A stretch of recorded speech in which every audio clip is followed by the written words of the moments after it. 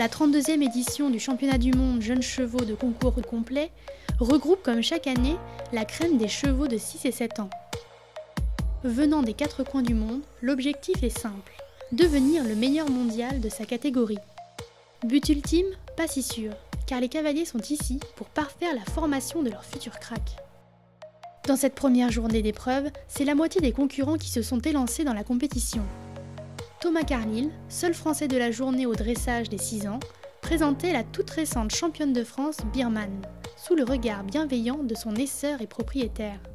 C'est vrai que pour les jeunes chevaux, arriver ici, c'est la consécration d'une saison, et puis c'est surtout, j'allais dire, un vrai test pour les jeunes chevaux. Quand on regarde les chevaux performants dans le monde du complet et avec tous les cavaliers, d'ailleurs les meilleurs cavaliers européens sont là, beaucoup sont passés par le Lyon, donc quand ils sont bons ici, en général, c'est de bon augure pour la suite. Une association cavalier-éleveur qui marche. Déjà champion du monde des 7 ans avec Sirocco du Gers en 2013, l'éleveur conforte chaque année la confiance qu'il porte en son cavalier.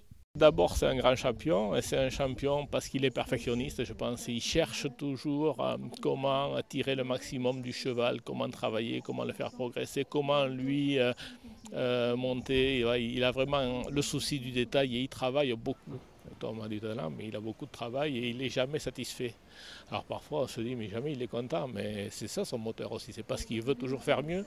Donc il est perfectionniste, il a cette envie de gagner, de progresser.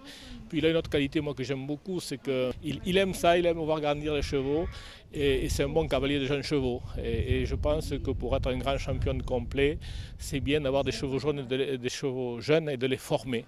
En plus d'être un grand champion, c'est ce goût-là qui m'intéresse chez lui.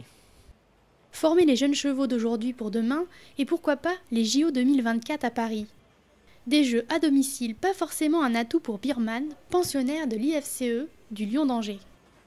C'est jamais un avantage, surtout pour elle, de jouer à domicile.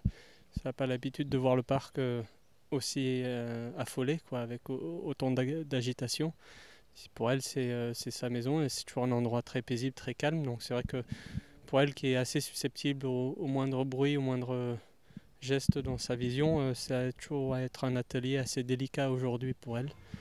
Et elle a été quand même assez perméable, assez sérieuse.